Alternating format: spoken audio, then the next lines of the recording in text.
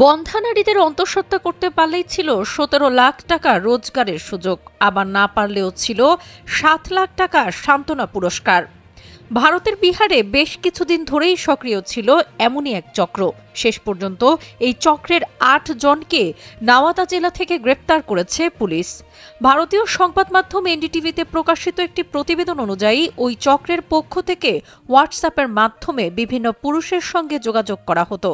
All India pregnant job service নামে এই প্রতারণা চক্র চলত।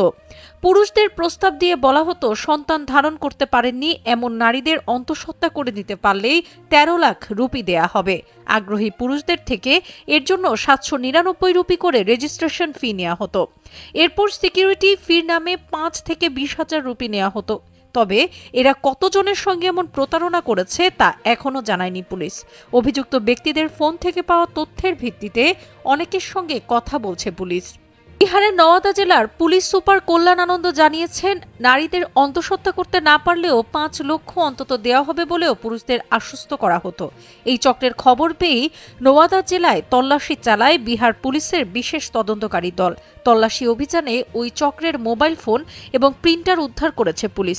ওই চক্রের মূল হোতাকে এখনও গ্রেফতার করতে পারেনি পুলিশ। তবে পুলিশ জানিয়েছে, এটি একটি সাইবার প্রতারণা চক্রের অংশ।